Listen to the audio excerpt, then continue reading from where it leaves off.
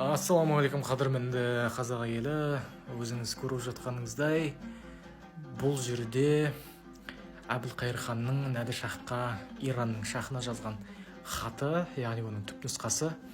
Осы хатты бірге талдап кетсек, қызықты мәліметтерге тап болатыныңызға сенімдімін.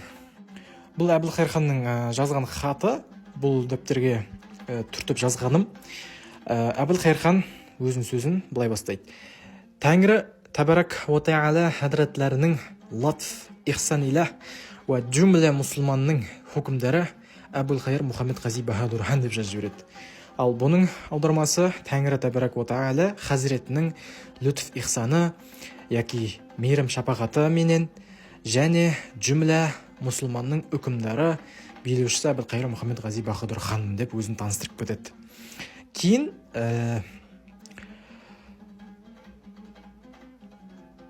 Осыз Исфаханы ва жүмлә қысылбаштың истиқалы өкіл хукімдеріне сөз дейді.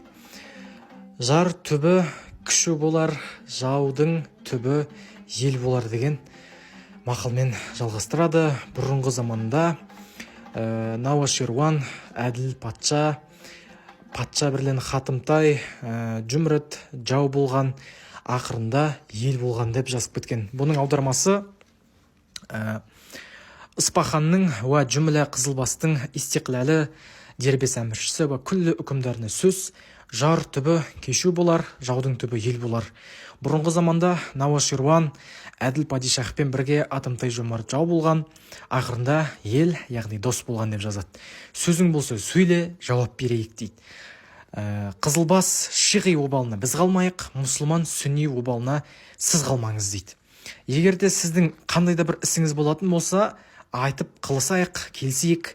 Егер де дінге деген дағуашылығыңыз болса, қарсылығыңыз болса, яғни қарсылық қылсаңыз, түсән асау мінезді деген өзбек, қазақ ва жәми барша мұсылман сүнни біріміз қалғанша тұрсармыз, соғысармыз деп жазып кеткен. Біз куә болған хатта біз көреміз, Әбілқайыр хан өзін Орта Азиядағы мұсылмандардың үкімдері ретінде бекітіп, өзінің позициясын Иранның шахына таныстырған болатын.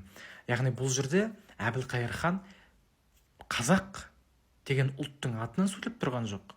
Бұл жерде діни идеологияның қыр-сырын біле тұра, шиғалардың сондай бассыздық көрсететінін біле тұра, сүнни мұсылмандар деп өздерінің аттарынан позициясын таныстырған болатын. Яғни бұл жерде біз Әбілқайыр ханның сонша дипломатиялық алуандығын, батылдығын көре аламыз.